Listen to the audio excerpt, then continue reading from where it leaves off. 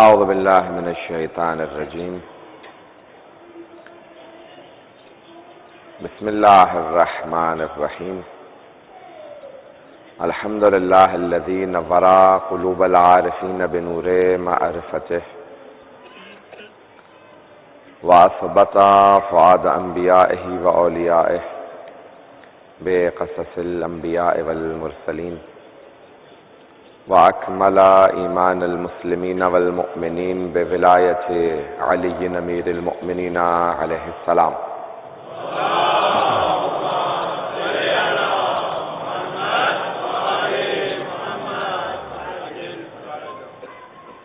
والصلاة والسلام والتحية والإكرام على أفضل الموجودات العبد المؤيد والرسول المسدد المصطفى الأمجد المحمود الأحمد أعني أبا القاسم محمد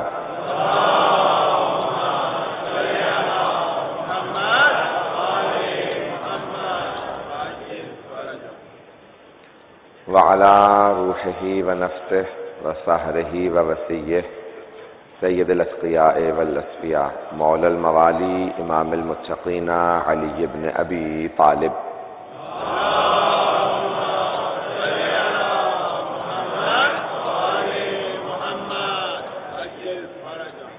وعلى أوصيائه لا سيما بقية الله في الأرضين روحي وأرواح العالمين لتراب مقدمه الفداء واللعنة الدائمة على أعدائهم أجمعين من الآن إلى قيام يوم الدين أما بعد فقد قال الله الحكيم في كتابه الكريم بسم الله الرحمن الرحيم ونريد أن نمن على الذين استضعفوا في الأرض ونجعلهم أئمة ونجعلهم الوارثين صدق الله العلي العظيم صلوات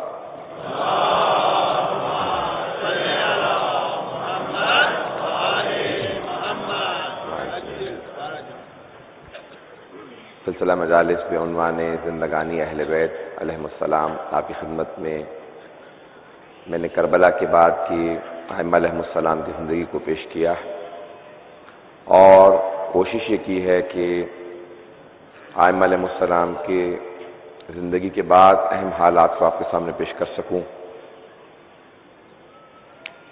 اور آج سلسلہ امام علی النقی علیہ السلام تک پہنچا ہے۔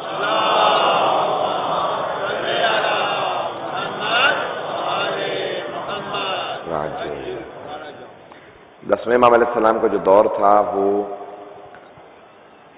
جو ایک خلافت کا تقدس لوگوں میں مشہور تھا، یعنی صرف ظاہری کم از کم لباس کی وجہ سے یا ظاہری دکھاوے کی وجہ سے یا جو ایک احترام لوگوں میں تھا کہ ٹھیک ہے خلفاء ہیں، وہ ختم ہو گیا تھا اور کوئی بھی احترام نہیں رہا تھا خلفاء کا، کیونکہ ایک ایسا خلیفہ خلافت میں آ گیا تھا جس کا نام متوکل تھا اور وہ اہل بیت کے آثار کو مٹانا چاہتا تھا،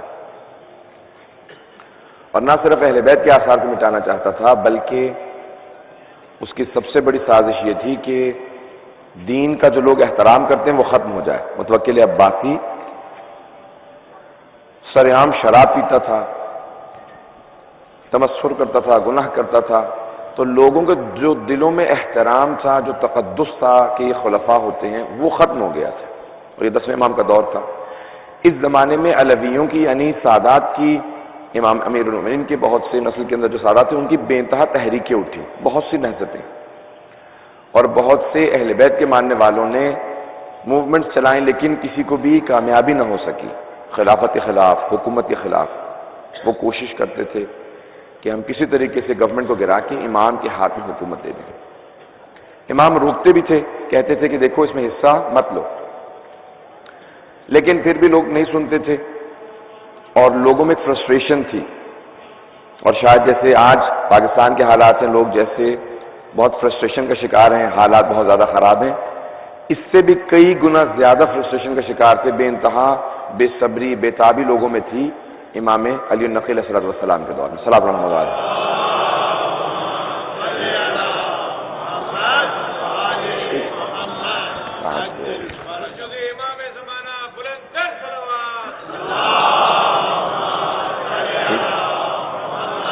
آواز نہیں. تو بہرحال ایک دور ایسا دور تھا جہاں پہ اہل بیت علیہ السلام مظلومیت کے شکار تھے، سادات پہ بے انتہا ظلم ہو رہے تھے. آپ یہ جو سنتے ہیں کہ پوری پوری دیواریں چن دی گئی تھی، گارے کے اندر خون اہل بیت کو ڈالا جاتا تھا، اہل بیت کی اولادوں کے خون کو ڈالا جاتا تھا.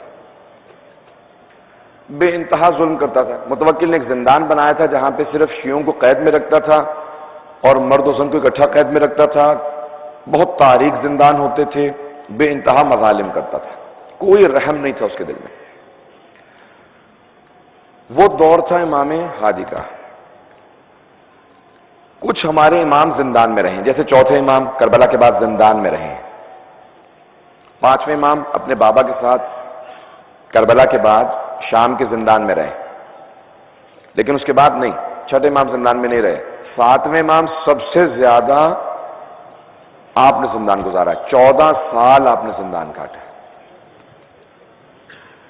آٹھویں امام نے زندان نہیں دیکھا، نویں امام نے بھی نہیں، لیکن 10ویں امام کو دوبارہ زندان میں رکھا گیا. پھر 11ویں امام کو نہیں اور 12ویں امام خدا ان کی حفاظت فرمائے، ہماری بھی ان کے اوپر جانیں قربان کر دیں. تو اب 10ویں امام کو بے انتہا ظلم کا نشانہ بنا جائے. میں نے کل آپ کے سامنے پیش کیا تھا کہ 9ویں امام علیہ السلام 7 برس کے تھے جب منصب میں نے کہا امام ہوتا ہے، ہمیں اس کی تفصیلات نہیں، منصب امامت تھے 7 برس کے، اور 10ویں امام 8 برس کے تھے.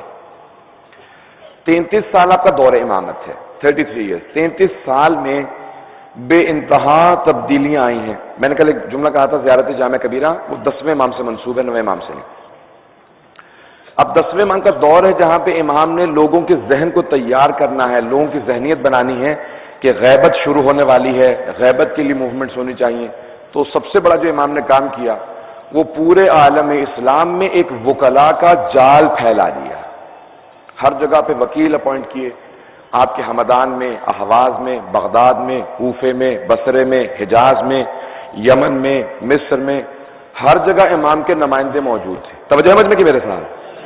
تو امام نے پورا جال بچایا، ایک نیٹ ورک بنایا اپنے نمائندوں کا، اور لوگوں سے کہا کہ رابطے میں رہو، اگر خمس دینا چاہتے ہو میرے وکلاء کو دو. وکلاء کو بتایا کہ کس طرح سے کام کیے جائیں، خمس کہاں پہ خرچ کیا جائے گا، اس کا مصرف کیا ہے، شیعوں کے امور پہ خرچ کیا جائے، شیعوں کی ضروریات کو دیکھا جائے. تو امام نے پورا نیٹ ورک بنایا کہ لوگوں سے رابطہ رکھا جائے. ٹریننگ شروع کی کہ غیبت آنے والی ہے، لوگ بعد میں پریشان نہ ہوں.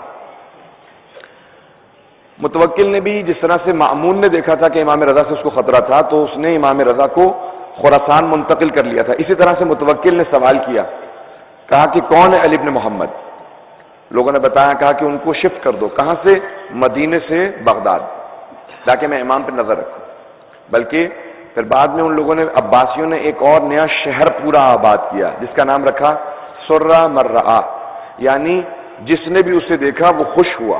سرہ مرہ بعد میں سرہ مرہ سے ہو گیا سامرہ.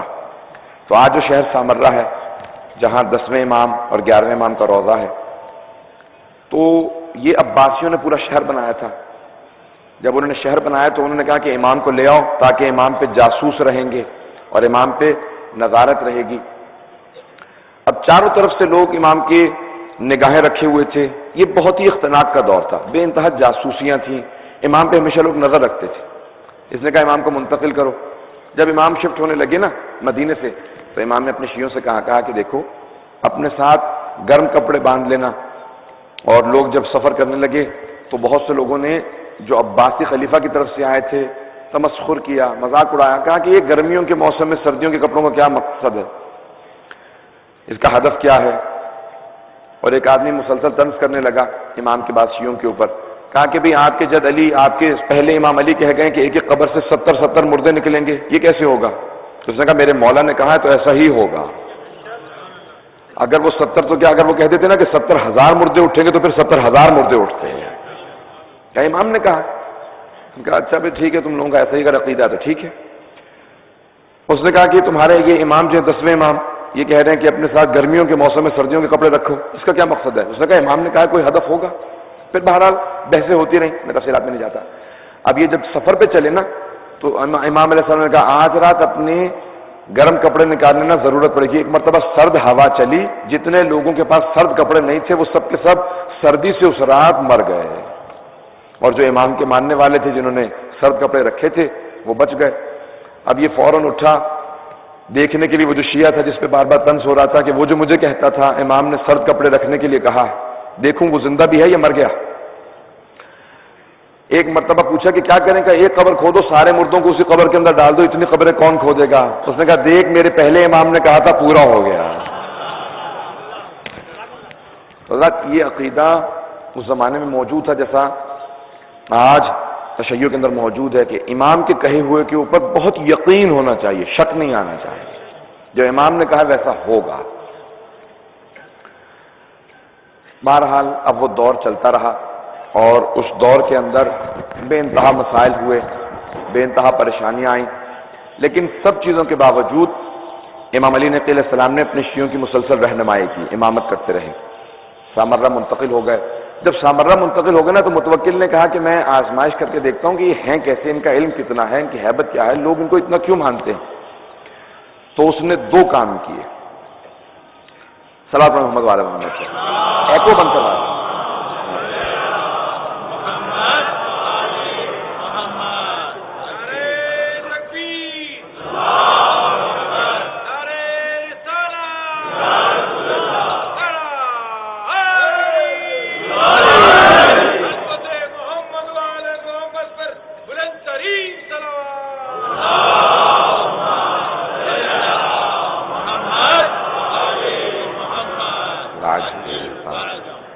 تو عزیزان گرامی، ایک مرتبہ امام علیہ السلام نے جب سامرہ میں قدم رکھ دیا تو اب متوکل نے آزمائشیں شروع کر دیں، امتحان شروع کیے، معلوم ہو یہ کیسے امام ہیں، ان کا علم کیا ہے، ان کا مقام کیا ہے، ان کی عظمت کیا ہے۔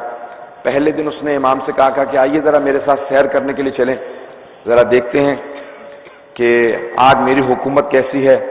امام نے کہا اچھا ٹھیک ہے، ہم بھی دیکھ لیتے ہیں تیری حکومت کیسی ہے۔ سامرہ کے باہر ایک بہت بڑا پہاڑ ہے، تو اس نے اپنی فوج سے کہا کہ ساری فوج پہاڑ پہ چڑھ جائے اور ہتھیار ہاتھوں میں لے لے۔ جیسے میں امام کو لے کے آؤں گا نا تو سب کے سب شور مچانا اور زور زور سے اپنے ہتھیار زمین پہ مارنا، آوازیں دینا، چیخیں مارنا اور کہنا کہ متوکل تو حکم دے، جس کو کہے گا ہم مار دیں گے۔ تو ایک مرتبہ امام کو سیر کراتے کراتے یہ امام 10ویں امام اور 11ویں امام کو وہیں پہ لے کے پہنچا، ہاتھ سے اشارہ کیا، کہا دیکھ لیجئے یہ ساری میری فوج ہے۔ ساری فوج نے شور مچانا شروع کیا، ہاتھوں میں نیزے تھے، ہتھیار تھے، زمین پہ مارتے جاتے تھے، شور کرتے جاتے تھے۔ جیسے اس نے شور کرنا شروع کیا نا تو اس نے متوکل نے کہا کہ فرزند رسول یہ ساری میری فوج ہے۔ امام نے کہا تو مجھے ڈرانے کی کوشش کر رہا ہے؟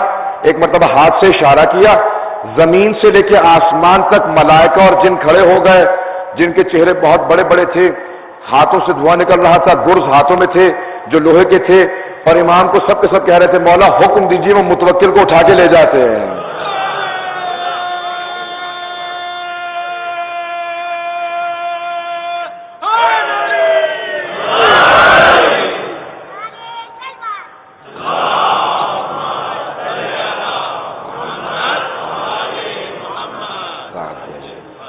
بس ایک مرتبہ متوکل بے ہوش ہو کے گر گیا اور اس نے کہا کہ فرزند رسول یہ آپ کی ہیبت کی علامت ہے۔ امام نے کہا خبردار ہمیں ڈرانے کی کوشش مت کرنا، ہم کسی سے ڈرتے نہیں ہیں، ہم نمائندہ الہی ہیں، ہمیں ڈرانے والا ختم ہو جائے گا، ہمیں خوف مت دلانے کی کوشش کر۔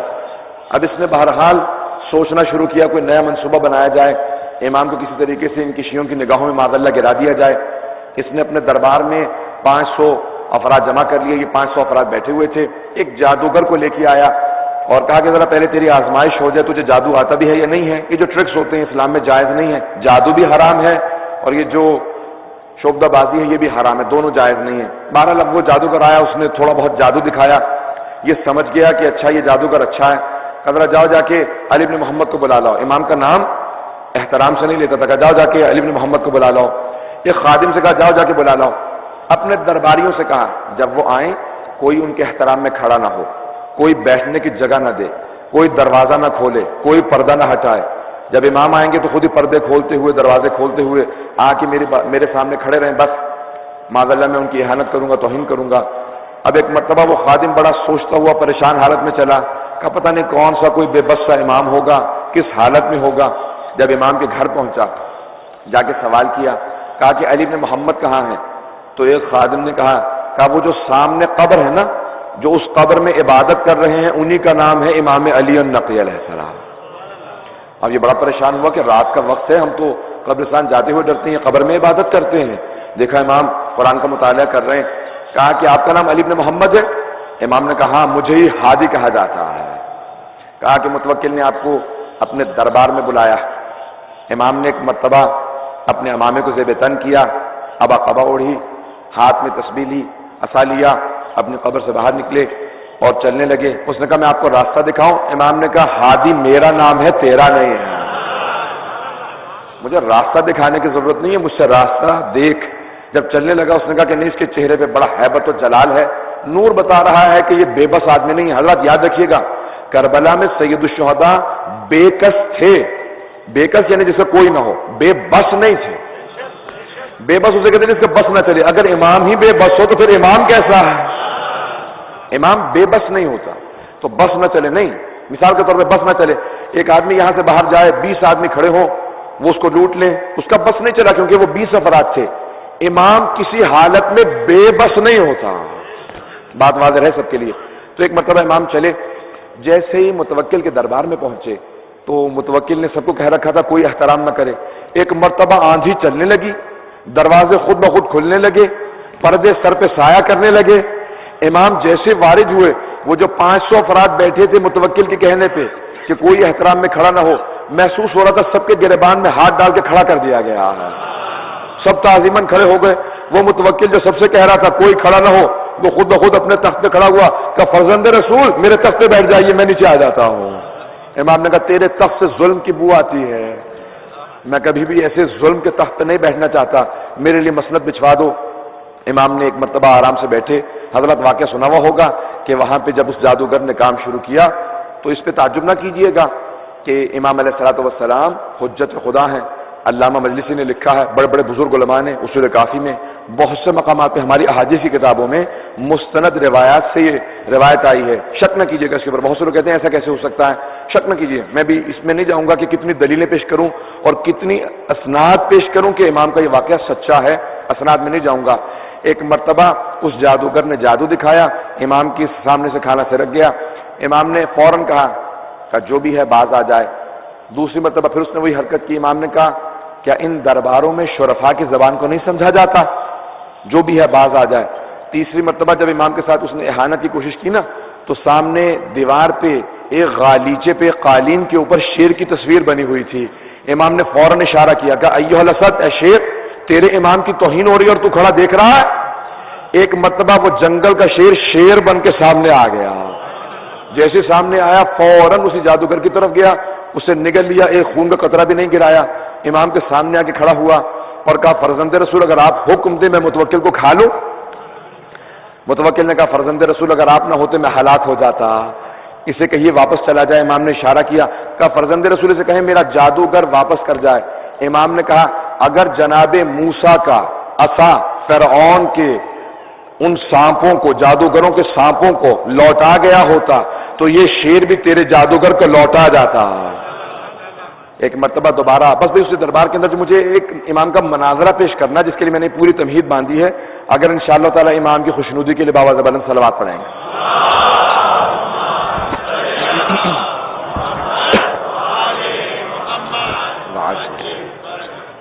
اسی دربار کے اندر ایک مرتبہ ایک آدمی کھڑا ہوا، اس نے کہا سلونی قبل ان تفقدونی، جملہ مولا کا یاد ہے نا، امیر المؤمنین نے کہا تھا جو پوچھنا ہے پوچھ لو، سلونی سلونی قبل ان تفقدونی۔ تو متوکل کے دربار میں ایک آدمی کھڑا ہو گیا اور اس نے کہا جو پوچھنا ہے پوچھ لو اس سے پہلے کہ تم مجھے کھو دو۔ تو وہاں پہ ایک آدمی کھڑا ہوا اور اس نے کہا اچھا پھر ایک مرتبہ سوچ لے، جو پوچھنا ہے پوچھ لو۔ اس نے کہا جو پوچھنا ہے پوچھ لو۔ کہا اچھا یہ بتا حج واجب ہے؟ اس نے کہا یہ کیسا سوال ہے، یہ تو سب کو معلوم ہے۔ تو اس نے کہا کہ بھئی تو نے یہی تو کہا تھا کہ جو پوچھنا ہے پوچھ لو، میں تو ایک عام سا آدمی ہوں، سادہ سے سوال کروں گا، اگر تو نے جواب دینا ہے تو جواب دے، نہیں تو پھر کہہ دے کہ تو جھوٹا ہے، تجھے کہنے کا حق ہی نہیں ہے۔ اس نے کہا نہیں حج واجب ہے۔ کہا اچھا بتا اگر حج واجب ہے تو انبیاء پہ بھی واجب تھا؟ اب اس نے سوچنا شروع کیا، اس نے کہا اگر حج واجب ہے تو انبیاء پہ بھی واجب ہی رہا ہوگا۔ اس نے کہا واجب رہا ہوگا یا واجب تھا؟ اس نے کہا واجب تھا۔ اس نے کہا اچھا یہ بتا اگر انبیاء پہ حج واجب تھا تو جناب آدم پہ واجب تھا یا حج واجب نہیں تھا؟ سب سے پہلے خانہ کعبہ کی تعمیر جناب آدم ہی نے کی تھی۔ کہا جناب آدم پہ شاید واجب ہو۔ اس نے کہا شاید واجب ہو یا واجب تھا؟ اب بہت سوچنے لگا، پریشان ہو گیا۔ اس نے کہا تو نے ٹیڑھے سوالات شروع کر دیے۔ کہا پھر تو کہہ رہے کہ تو جھوٹ بول رہا ہے، تو سوالوں کا جواب نہیں دے سکتا۔ کہا نہیں میں سچ کہہ رہا ہوں۔ کہا اچھا پھر بتا جناب آدم پہ حج واجب تھا یا نہیں تھا؟ کہا جناب آدم پہ حج واجب تھا۔ کہا اچھا اگر حج واجب تھا انہوں نے حج کیا تھا؟ کہا اگر واجب ہوگا تو کیا ہی ہوگا۔ اب بہت زیادہ پریشان ہونے لگا۔ کہا بتا واجب تھا تو انہوں نے حج کیا یا نہیں؟ کہا ہاں حج کیا تھا۔ کہا اچھا بتا جناب آدم زمین پہ پہلے آدمی تھے، اگر انہوں نے حج کیا تھا تو ان کے سر کو کس نے مونڈا تھا؟ اب بہت پریشان ہوا، کہا مجھے نہیں معلوم۔ کہا اونچی آواز سے کہتا کہ سب کو آواز آ جائے کہ تو جھوٹا ہے، یہ صرف میرے مولا کا امتیاز ہے، انہیں کہنے کا حق حاصل ہے کہ جو پوچھنا ہے پوچھ لو۔ اس نے کہا کہ ہاں میں جھوٹا ہوں۔ ایک مرتبہ متوکل نے اعلان کیا، کہا ہے کوئی اس دربار میں جو اس سوال کا جواب دے سکے؟ ساری نظریں امام علی نقی علیہ السلام کی طرف گئے۔ امام نے فوراً کہا ہاں میں اس سوال کا جواب جانتا ہوں۔ کہا بتائیے اس سوال کا جواب کیا ہے؟ کہا جب جناب آدم نے طواف کیا نا، جناب جبرائیل نازل ہوئے۔ کہا آدم آپ کی ذریت میں ایک حاجرہ آئیں گی، وہ اس مقام پہ صفا و مروہ کے درمیان میں سعی کریں گی، آپ سعی کر لیجئے۔ اس کے بعد وہ جنت سے نازل ہوئے ایک یاقوت لے کے اور جناب آدم کے سر پہ پھیرتے جاتے تھے۔ 10ویں امام نے فرمایا جب وہ اس یاقوت کو جناب آدم کے سر پہ پھیر رہے تھے نا تو بال گرتے جاتے تھے، اور جہاں جہاں اس یاقوت کی روشنی گئی اللہ نے اس سارے احاطے کو حرم قرار دے دیا۔ کہا یہ میرا حرم ہے۔ تو اب ایک مرتبہ متوکل نے کہا فرزند رسول آپ کہیے سلونی۔ امام نے کہا میں سلونی نہیں کہوں گا، لیکن میں اپنے جد علی کے علم کا وارث ہوں، جو سوال کرنا ہے سوال کر لو۔ تب سوالات شروع ہوئے، سوالات کو میں پیش کرنا چاہ رہا ہوں جو میں نے آپ کے سامنے پیش کرنا چاہے تھے۔ تو حضرات ایک مرتبہ ایک آدمی کھڑا ہوا، اس نے کہا فرزند رسول بتائیے کہ فجر کی نماز اللہ نے واجب کیوں کی ہے؟ امام نے فرمایا کہ جب اللہ نے جناب آدم کو زمین پہ بھیجا تو وہ جنت سے آئے تھے، جنت کی خوبصورتی کو اور سارے کے سارے وہاں پہ پھل ندیاں سب کچھ چھوڑ کے آئے تھے۔ جب زمین پہ آئے تو رات کا وقت تھا، بہت پریشان ہوئے، رونے لگے کہ پروردگار ایک تو جنت چھوٹ گئی اور دوسرا زمین پہ آیا ہوں تاریکی ہے۔ جیسے ایک مرتبہ زمین پہ صبح صادق کی لکیر سی نمودار ہوئی، سمجھ گئے کہ یہاں روشنی آنے والی ہے، یہاں نور آنے والا ہے۔ جناب آدم نے 2 رکعت نماز شکرانہ ادا کی کہ پروردگارہ تیرا شکر ہے اس زمین پہ روشنی آئے گی۔ اللہ نے کہا اے آدم یہ تیری یادگار میں 2 رکعت فجر کی نماز واجب قرار دیتا ہوں۔ کہا پھر ظہر کی نماز کیسے واجب ہوئی؟ اگر حضرت سننا چاہے تو میں آگے بڑھاؤں گا بات کو۔ تو ظہر کی نماز کیسے واجب ہوئی؟ کہ جب جناب ابراہیم علیہ السلام یہ مختلف مشرکین سے مناظرے کر رہے تھے، پہلے کہا میں ستارے کی پرستش کرتا ہوں، یہ میرا خدا ہے، پرستش نہیں کرتا یہ میرا خدا ہے۔ جب ستارہ ڈوب گیا کہا یہ تو ڈوب گیا ہے، یہ خدا نہیں ہو سکتا۔ پھر چاند سے متعلق کہا یہ اس سے بڑا ہے، کہا نہیں یہ بھی ڈوب گیا۔ پھر سورج سے متعلق کہا، سب دیکھتے رہے۔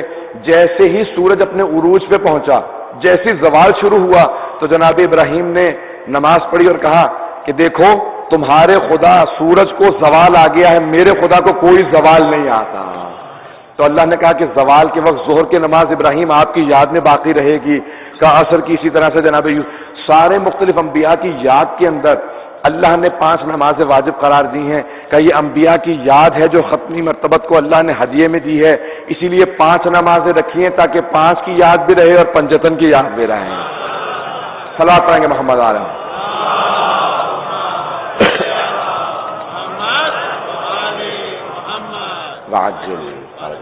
تو حضرات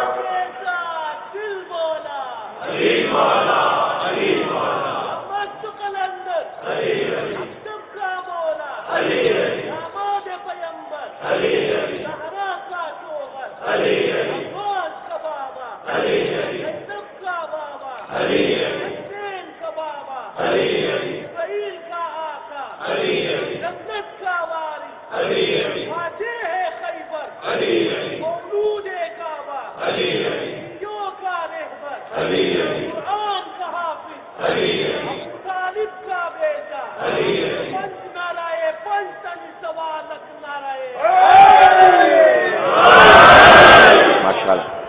یہ ہیں جناب امیر المؤمنین کے فرزند جناب امام ہادی علیہ السلام. اس زمانے کے اندر بے انتہا مظالم ہو رہے تھے اور امام مستقل اپنے انداز کے اندر دفاع کر رہے تھے اور باتوں کو پہنچا رہے تھے. قرآن کے خلاف سازشیں شروع ہوئیں. ایک بہت بڑی سازش شروع ہوئی اس زمانے کے اندر کہ قرآن مخلوق نہیں ہے، حادث ہے. جس طرح سے خدا قدیم ہے، یعنی خدا ایٹرنل ہے، خدا ہمیشہ سے تھا، ہمیشہ رہے گا، قرآن بھی ایسا ہے. کچھ لوگوں نے کہا نہیں، قرآن مخلوق ہے. بحثیں شروع ہو گئیں. میں اس بحث میں نہیں جانا چاہتا. یہ 10ویں امام کا دور تھا. آپ نے دلیلیں دے کے ثابت کیا کہ نہیں، صرف اور صرف خداوند متعال ہمیشہ سے تھا، ہمیشہ رہے گا. قرآن کے لیے یہ نہیں کہا جا سکتا بلکہ اللہ کا کلام ہے. اللہ نہیں ہے بلکہ اللہ کا کلام ہے. کلام اللہ ہے، اللہ نہیں ہے. دلیلیں دی. میں اس میں بحث میں نہیں جاؤں گا. ایک بڑی علمی فلسفی کلامی بحث ہے، اس میں نہیں جاؤں گا یہاں پہ بھی اس مقام پہ. تو امام علیہ السلام نے ثابت کیا. حضرات، ہمارے ائمہ کا ہمارا افتخار یہ ہے کہ ہر دور میں جو علم میں سب سے آگے تھے وہ ہمارے ائمہ اہل بیت تھے، اور جو سب سے جن کی ہمیں افتخار ہے اپنے ائمہ علیہ السلام پہ کہ جنہوں نے ہمیشہ قرآن کا ہر طرح سے تفسیر کو پیش کیا، ہر طرح سے قرآن کا واضح الفاظ کے اندر ہر چیز کے اوپر تفسیر کو پیش کیا، دلیل کو پیش کیا، تعویل کو پیش کیا، وہ ہمارے امام ہیں. میں صرف اور صرف ایک واقعے کی طرف اشارہ کروں گا اور بات کو آگے بڑھا دوں گا. برائے خوشنودی محمد وآل محمد صلی اللہ علیہ وسلم.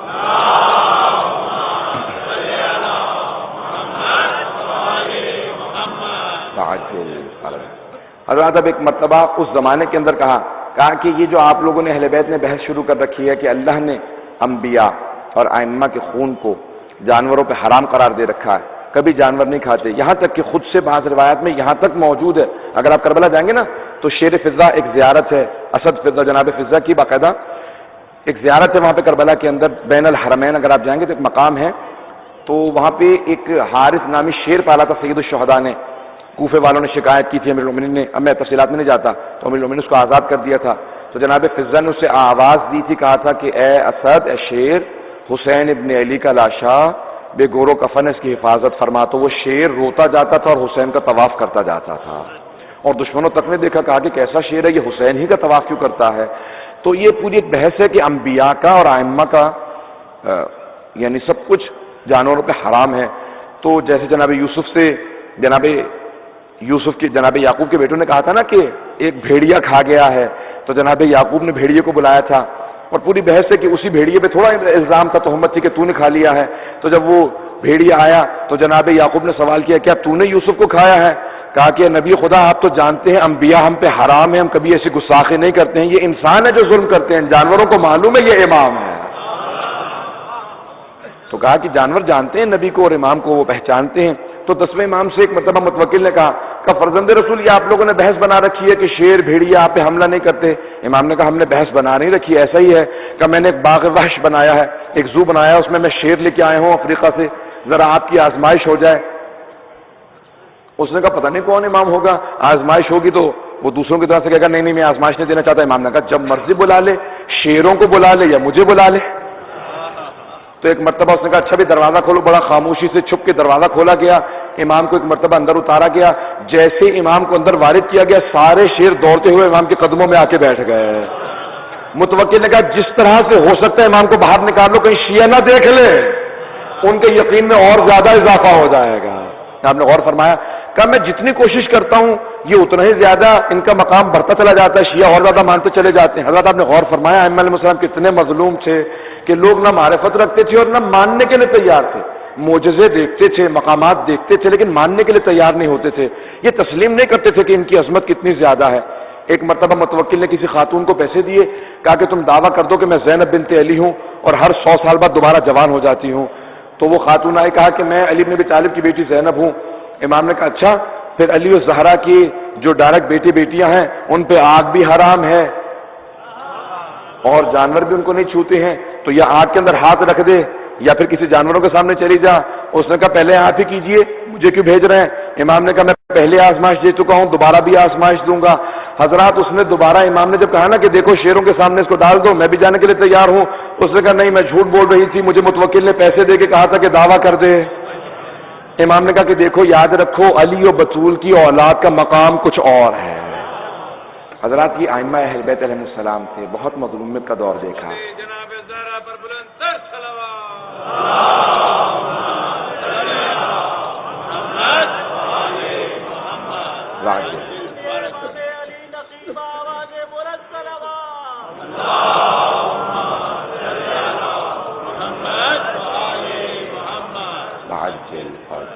حضرات صرف سلونی سے متعلق چند مطالب کو پیش کروں گا اور پھر میں اس کے بعد مصائب پہ آ جاؤں گا۔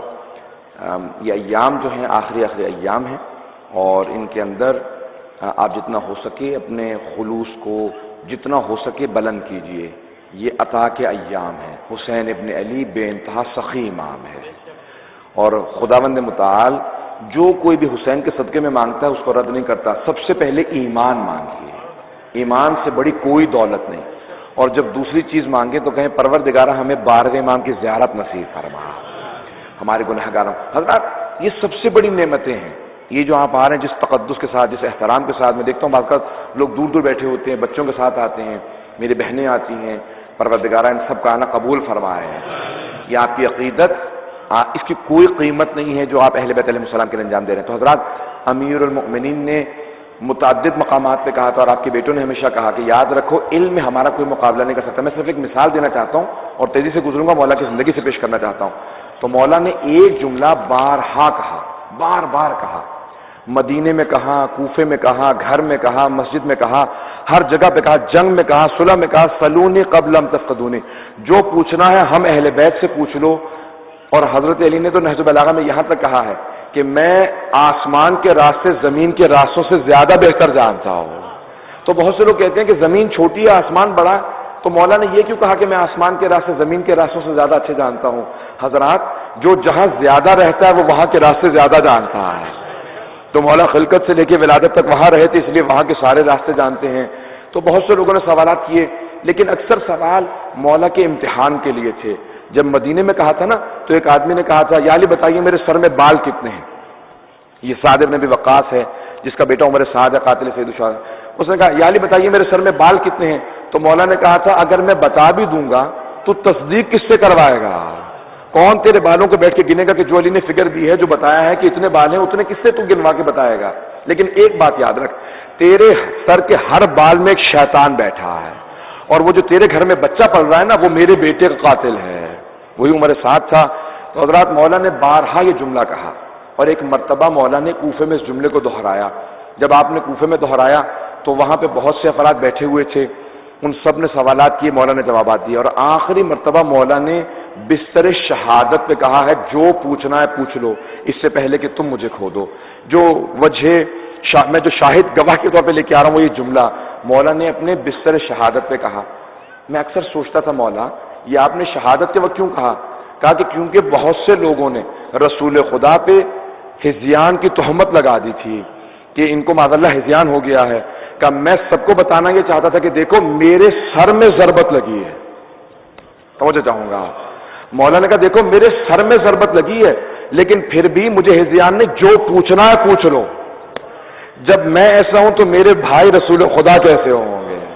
تو جو پوچھنا ہے پوچھ لو۔ حضرات اس مقام پہ جناب سعد صاحب نے سبحان نے ایک سوال کیا تھا، یا علی من افضل انت ام آدم؟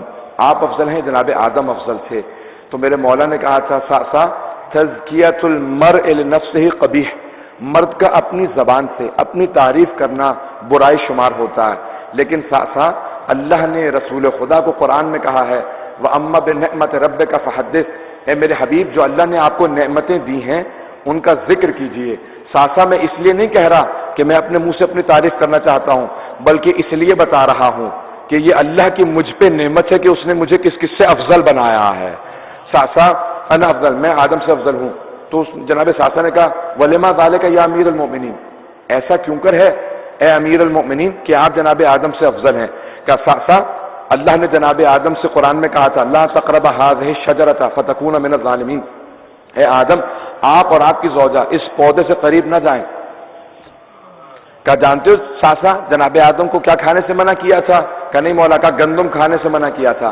کہا ساسا اللہ نے جناب آدم کو گندم کھانے سے منع کیا تھا، پھر بھی نہ رک سکے، مجھے منع نہیں کیا تھا لیکن میں نے پھر بھی پوری زندگی جو پہ گزار دی ہے۔ کہا ساسا اسی لیے میں آدم سے افضل ہوں۔ کہا کہ مولا آپ افضل ہیں یا جناب نوح؟ بس یہ میرا شاہد ہے جو گواہ کے طور پہ مولا علی نقی کے لیے لے کے آنا چاہتا تھا۔ کہ آپ افضل ہیں یا نوح؟ کہ انا افضل، میں نوح سے افضل ہوں۔ کہ وَلِمَا ذَلِكَ يَا أَمِيرَ الْمُؤْمِنِينَ، ایسا کیوں کر ہے کہ آپ جناب نوح سے افضل ہیں؟ کہ جناب نوح نے 950 سال تبلیغ کی، اور تبلیغ جب کر لی نا تو ایک دن ہاتھوں کو بلند کیا، اور قرآن میں آیت موجود ہے رب لا تذر من الکافرین علی الارض دیارا، پروردگارہ کافروں میں سے ایک بھی کافر کو زمین پہ زندہ نہ چھوڑ. یہ کوئی ایمان نہیں لے کے آتے اور جو بچے پیدا کرتے جاتے ہیں ان سب کو کافر بناتے جاتے ہیں. پیغمبر اسلام کے بعد میں نے سخت ترین 25 سال گزارے لیکن میں نے ایک بھی مرتبہ بد دعا نہیں کی. مولا امیر المومنین نے کہا میں نے ایک بھی مرتبہ بد دعا نہیں کی. حضرات امام ہادی کو زندان میں رکھا گیا, امام ہادی پہ بے انتہا ظلم ڈھائے گئے. متوکل نے امام کی کئی مرتبہ شراب پینے کے بعد احانت کی. امام نے کہا اس وقت تو نشے میں تجھ سے بات نہیں کرنا چاہتا. ایک مرتبہ امام نے اشعار پڑھنا شروع کیے جن کے اندر آخرت کا تذکرہ تھا. متوکل کہتا ہے کہ یہ آپ نے اشعار پڑھے ہیں میرا نشہ زائل ہو گیا. یہ آپ نے کس قسم کے شعر پڑھے ہیں؟ امام نے کہا اگر تیرا نشہ اتر گیا ہوتا تو تو ہماری احانت کو بند کر دیتا. یاد رکھ ایک دن آنے والا ہے جس دن خدا حساب کتاب مانگے گا اور تم خسارے میں ہوگے اور صرف آل محمد جنت کا فیصلہ کرنے والے ہوں گے. حضرت متوکل نے کہا کہ کسی طریقے سے عزاداری کو رکوا دو اور آثار حسین کو مٹا دو. اور اس نے تمام کے تمام لوگوں کو شیعوں کو منع کر دیا کہ کوئی مجلس نہیں کر سکتا. دیکھا کہ لوگ پھر بھی چھپ چھپ کے سید الشہداء کی زیارت کے لیے کربلا چلے جاتے. مجمع کی توجہ ہے میرے ساتھ؟ تو اس نے کہا کہ کربلا کی زیارت کو بند کر دو. ایک مرتبہ پابندی لگی, کہا کہ کربلا کی زیارت کوئی نہیں کر سکتا. لوگ کربلا جانا بند پھر بھی نہیں ہوئے. اس نے کہا لوگوں سے کہو کہ جزیہ دینا پڑے گا, ٹیکس دینا پڑے گا جو زیارت کرے گا. لوگوں نے پیسے ادا کرنا شروع کر دیے. یہاں تک کہ تاریخ بغداد اہل سنت کی مورخ نے لکھا ہے, وہ کہتا ہے کہ جب پابندی لگی نا تو پورے بغداد پہ پہرے بٹھا دیے گئے اور کہا جو بھی حسین کی زیارت کے لیے جائے اس کا ہاتھ کاٹ دینا. کہا کہ ایک مرتبہ ایک بوڑھی خاتون پورے بغداد پہ پہنچی. جب پہنچی نا تو متوکل کے سپاہیوں نے کہا کہ اے بوڑھی خاتون کیا آپ نہیں جانتی جو حسین کی زیارت کے لیے جاتا ہے ہم اس کا ہاتھ کاٹ دیتے ہیں؟ کہا میں جانتی ہوں. کہا پھر آپ ہاتھ کٹوانے کے لیے تیار ہیں؟ کہا میں ہاتھ کٹوانے کے لیے تیار ہوں. کہا اچھا ہاتھ نکالو ہم ہاتھ کو کاٹیں گے. تو اس خاتون نے اپنے بائیں ہاتھ کو اپنے الٹے ہاتھ کو سامنے رکھا, کہا میرا ہاتھ کاٹ دو. کہا نہیں ہم الٹا ہاتھ نہیں کاٹتے, ہم سیدھا ہاتھ کاٹتے ہیں. کہا سیدھا ہاتھ تو تم نے پچھلے سال کاٹ دیا تھا.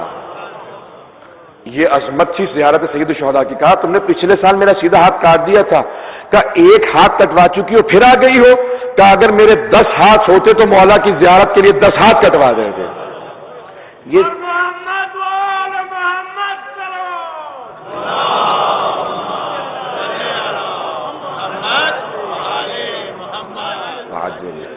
آپ نے غور فرمایا لوگوں کا جذبہ کیا تھا. متوکل سازشیں کرتا رہا. ایک مرتبہ اس نے آواز دی, اس نے کہا کوشش کرو کہ یہ لوگ زیارت بند نہیں کر رہے. یہاں تک کہ بعضوں کا 2 افراد جاتے تھے ایک کو قتل کر دیتے تھے. تاریخ بغدادی کی حاشیے پہ موجود ہے کہ ایک بوڑھی خاتون نے اپنے بیٹے سے کہا بیٹا میری بینائی چلی گئی ہے, اگر ہو سکے تو مجھے بڑھاپے میں ایک مرتبہ مولا حسین کی زیارت کروا دے. تو بیٹے نے کہا اچھا اماں. وہ اپنی ماں کو کاندھے پہ سوار کر کے پیدل چلنے لگا. جیسے پورے بغداد پہ پہنچا گا کہ کیا کرنے آئے ہو, انہوں نے اس کا تمسخر کیا, مذاق اڑایا. کہا کہ میں اپنی ماں کو زیارت کرانے کے لیے آیا ہوں. تو ایک مرتبہ انہوں نے اس آدمی کا گلا کاٹا اور اس کو پورے بغداد سے باقاعدہ دجلہ کے اندر دھکیل دیا. وہ گر گیا. اس کی ماں نابینا تھی. اس نے کہا کہ کیا بات ہے, میں تو چل نہیں پاتی ہوں, میرا بیٹا کہاں ہے؟ کہا کہ اپنے بیٹے کو جا کے امام حسین سے مانگ لے, ہم نے مار دیا ہے. اب وہ رونے لگی. اس کے ایک مرتبہ جب دل ٹوٹا نا, جب ماں کا دل ٹوٹ جاتا ہے, ماں کے صبر کے لیے کسی زینب کا کلیجہ چاہیے, کسی جناب زینب کا کلیجہ چاہیے. وہ برداشت نہیں کر سکی تو اس نے فوراً شکوہ شروع کر دیا. کہا میں امام حسین کی زیارت کے لیے آئی تھی اور میرا بیٹا چھین لیا گیا ہے. کہا ہے مولا عباس میرا بیٹا واپس کیوں نہیں کرتے؟ تاریخ بغداد والا کہتا ہے کچھ ہی دیر میں دیکھا. کہا کہ اماں شکوہ نہ کرتی, مجھے مولا عباس واپس لے آئے ہیں. جب واپس آیا کہا کہ بیٹا تم چلے گئے تھے. کہا ہاں مجھے مار دیا تھا کہ مجھے دوبارہ. پروردگارہ یہ ہے زیارت سید الشہداء کہ جس کے اندر کتنے مظالم ہوئے. آج آپ کے لیے کتنی آسان زیارت ہے, آپ کتنی آسانی سے بیٹھ کے مجلس کر رہے ہیں. یہ مجلسوں پہ پابندی تھی. امام علی نقی کے دور میں مجلس نہیں کر سکتے تھے لوگ, مجلس کے لیے جمع ہوتے تھے, انہیں مار مار کے اٹھا دیا جاتا تھا. کہا مجلس نہیں کر سکتے, اس مجلس سے لوگ حکومتوں کے خلاف ہو جاتے ہیں, متوکل کا تختہ نہ الٹ جائے. تو حضرات بڑے بڑے مظالم ہوئے. آپ کو شکر ادا کرنا چاہیے کہ ان شیعوں نے عزاداری کی, آج آپ عزاداری کر رہے ہیں. انہوں نے زحمتیں کی. جہاں پہ علی بن ابی طالب کا نام لینے کی دیر ہوتی تھی سر کو تن سے جدا کر دیا جاتا تھا, پھر بھی لوگوں نے مولا کا نام لینا بند نہیں کیا تھا. جہاں پہ امام حسین کے اوپر آنسو بہانا جرم شمار کیا جاتا تھا. 10ویں امام کا بڑا سخت ترین دور گزرا, لیکن شیعہ ایسے تھے جو کہتے تھے نہیں ہم چاہے چھپ کے عزاداری کریں. تو حضرات وہ بڑا اختلاف کا دور تھا. میں صرف 2 واقعات پیش کرنا چاہتا ہوں کیونکہ میں بہت سے لوگ کہتے ہیں کہ اس زمانے کا دور کیسا تھا، مجھ سے بہت سے نوجوانوں نے کہا ہم جاننا چاہتے ہیں دور کیسا دور تھا. تو حضرات 10ویں امام کا دور صرف 2 واقعات مختصر سے اس کے بعد مسائل پہ آ دوں گا. تو ایک ایسا دور کہ جہاں پہ عزاداری پہ پابندی ہے، امام حسین کی زیارت پہ پابندی. متوکل نے دیکھا کہ وہ جو کچھ کر رہا عزاداری نہیں رک رہی، جو کچھ کر رہا ہے امام حسین کے لوگ زیارت کو نہیں چھوڑتے. تو اس نے کہا کہ دیکھو کسی طریقے سے امام حسین کی قبر پہ، میں امام حسین کہہ رہا ہوں، وہ تو نام لیا کرتا تھا، کہ حسین کی قبر پہ ہل چلا دو اور یہاں پہ پودے اگا دو، لوگوں کو معلوم ہی نہ ہو کہ قبریں کہاں تھیں، یہ ساری قبریں ختم ہو جائیں. تو ایک مرتبہ اس کو لوگوں نے بتایا، کہا کہ ہم نے ہل چلانے کی کوشش کی ہے لیکن جو ہم بیل لے کے گئے تھے وہ حسین کی قبر پہ نہیں چڑھ رہے، وہاں پہ رک گئے ہیں. اس نے کہا ایسا کیسے ہو سکتا ہے، یہ جانور ہے، جانور کو کیا معلوم یہاں پہ کون ہے. کہا کہ آپ خود آ کے دیکھ لیں. اس نے اپنے ہاتھ میں ایک عصا لیا اور بیل کو مارنا شروع کیا. بیل مر گیا لیکن قبر حسین پہ نہیں گیا. اس نے کہا کہ یہ کیا عجیب و غریب چیز ہے، یہ ہر چیز حسین ہی سے کیوں، قدرت کو ضد ہے کہ سچائی مٹنے نہ پائے. تو اس نے کیا کیا، اس نے کہا کہ دیکھو فرات سے ایک نہر کو کھود کے لے کے آؤ اور قبر حسین سے گزار دو. جب پانی کے نیچے آ جائیں گے نا شہداء کی قبر، حسین کی قبر، تو خود بخود نشان مٹ جائیں گے. ایک مرتبہ فرات کے لیے نیا راستہ کھودنا شروع کیا، قبر حسین تک پہنچایا. کہا کہ اب پانی کو چھوڑ دو. جیسے پانی کو چھوڑا گیا بہت تیزی سے فرات کا پانی بہتا ہوا آیا. جیسے قبر سید الشہداء پہ پہنچا 2 حصوں میں تقسیم ہو کے گزر گیا. بیچ میں قبر سید الشہداء تھی، دور طرف سے دریا بہ رہا تھا. متوکل نے کہا یہ تم نے کیا کیا، یہ قبر حسین کو بیچ میں کیوں لے آئے؟ کہا یہ ہم نے نہیں کیا ہے، یہ دریا خود بخود حسین کی قبر پہ آنے کے بعد 2 حصوں میں تقسیم ہو گیا. کہا دوبارہ اس نہر کو بند کر دو، اگر شیعہ دیکھ لیں گے ان کا ایمان بڑھ جائے گا. حضرات آپ لوگوں نے اتنا ظلم نہیں دیکھا جتنا گزشتہ شیعہ دیکھ گئے ہیں. ابھی اتنی بے صبری نہ کیجیے، اپنے ایمان کو باقی رکھیے، مضبوطی سے تھامے رکھیے اپنے نسلوں کے اندر. آپ کا ماننا کافی نہیں ہے، نسلوں میں حسین کی محبت کو منتقل کرنا ضروری ہے. بڑی بڑی زحمتوں سے میں دوسری بات کی طرف اشارہ کرنا چاہتا ہوں، اگر حضرات سننا چاہیں تو دوسری بات کو پیش کر دیں.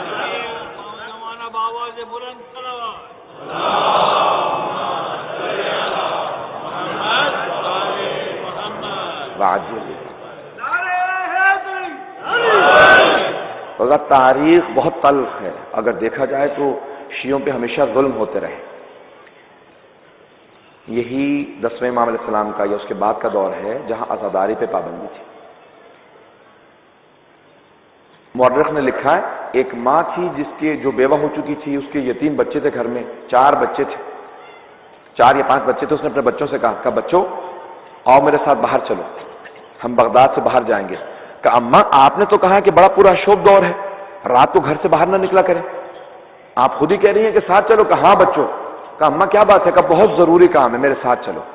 توجہ لو کہ میرے ساتھ. کہا میرے ساتھ چلو، میں تمہیں بہت ضروری کام کے لیے لے جا رہی ہوں. سارے بچے ماں کے ساتھ چلے. جب بغداد سے باہر نکل گئے نا تو ماں نے کہا بچوں بیٹھ جاؤ. کہا اماں کیا بات ہے؟ کہ یہیں زمین پہ بیٹھ جاؤ. وہ بچے خاک پہ بیٹھ گئے. اس خاتون نے پڑھنا شروع کیا. کہا بیٹو کہ میرے بچوں، ہم امام حسین کے ماننے والے ہیں، ہمارے مولا کے بچوں کو ذبح کر دیا گیا تھا، علی اکبر کو مار دیا تھا، علی اصغر کے تیر لگا تھا، جناب عباس کے بازو قلم ہو گئے تھے. اس ماں نے ایک مرتبہ مسائل پڑھنا شروع کیا، سب بچے رونے لگے. کہا اماں یہ کب ہوا تھا؟ کہ یہ 61 ہجری میں ہمارے مولا کو کربلا میں گھیر کے مار دیا تھا. بچے بہت روئے. جب بچے رو لیے نا تو ماں نے کہا بچوں اب تم میں سے کس کو یہ مجلس یاد ہو گئی؟ ایک بچے نے کہا اماں مجھے. کہا بیٹا میں رونا چاہتی ہوں، میں بیٹھ جاتی ہوں، تو تھوڑی سی دیر کے لیے تو یہ مجلس مجھے سنا دے. ایسے مجلسیں ہوتی رہی ہیں، ایسے ایسے دور گزرے ہیں جہاں پہ ایک فرد پڑھنے والا اور ایک سننے والا ہوتا تھا. یہ مجالس جو آپ کو ملی ہے نا، یہاں پہ آج ہزاروں کی ماشاءاللہ تعداد میں، خدا نظر سے بد سے بچائے، آج ہزاروں کی تعداد میں، مجھے نہیں معلوم یہاں پہ کتنے ہزار، شاید 1 لاکھ سے زیادہ افراد یہاں پہ جمع ہو رہے ہیں ماشاءاللہ ایک مجلس کے اندر. حضرات یہ جتنے افراد جمع ہو رہے ہیں یہ ایک بی بی جناب زینب کی دعاؤں کا صدقہ ہے. اس بی بی کی دعاؤں کا صدقہ ہے کہ آج پوری دنیا کے اندر عزاداری ہے. میں آپ کو ذمہ داری سے بتا رہا ہوں، آج دنیا میں شاید کوئی ملک ہو جہاں عزاداری نہ ہو. آج جاپان میں عزاداری ہے، آسٹریلیا میں عزاداری ہے، چین میں عزاداری ہے، آج ملیشیا انڈونیشیا میں عزاداری ہے، کمبوڈیا میں، فارس کا کوئی ملک نہیں، افریقہ کا کوئی ملک ایسا نہیں ہے جہاں عزاداری نہ ہو رہی ہو، یورپ کا کوئی ایسا ملک نہیں ہے جہاں عزاداری نہ ہو رہی ہو. 30 سے زیادہ ملکوں میں حسین کے صدقے میں خود سے حسین کی مجالس پڑھ کے آیا ہوں. آج امریکہ کی کوئی اسٹیٹ نہیں جہاں آزاداری نہ ہو، کینیڈا ہو، ساؤتھ امریکہ ہو، پوری دنیا کا ہر خطہ اب سے 100 سال پہلے سوچنا مشکل تھا کہاں کہاں آزاداری ہوگی، اور آج سوچنا مشکل ہے کہ کہاں آزاداری نہیں ہو رہی ہے۔ آج پوری دنیا میں کس بی بی کا صدقہ ہے؟ ایک بی بی آزادار تھی، ایک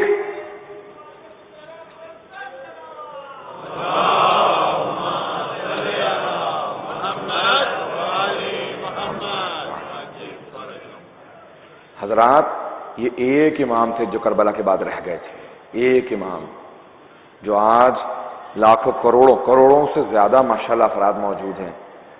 میں کہوں گا اگر یزید کو تھوڑی سی فرصت ملے تو ذرا آ کے دیکھ، جس حسین کو تو مٹانا چاہتا تھا آج وہ سب کے دلوں میں جی رہا ہے۔ آج وہ حسین ہر شیعہ کے دل میں جی رہا ہے، ہر سنی کے دل میں جی رہا ہے۔ آج کوئی ایسا نہیں ہے کہ جو یہ نہ کہتا ہو کہ نہیں میرے دل میں حسین نہیں، ہر آدمی حسین کا ماننے والا ہے۔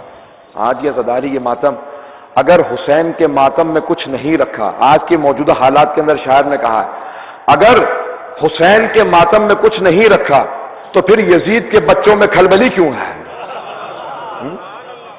تو یہ آج یزید کے بچے کیوں اتنا شور مچا رہے ہیں کہ ماتم رکوا دو؟ یہ سینے پہ آپ کے ہاتھ نہیں پڑتے ہیں، یہ یزیدیوں کے چہرے پہ تماشے لگتے ہیں۔ حضرات یہ عزاداری رکنے والی نہیں ہے۔ جب بغداد میں نہیں رک سکی متوکل کے دور میں، جس نے پوری سازشیں کر لی، تو آج پاکستان میں عزاداری کیسے رک سکتی ہے؟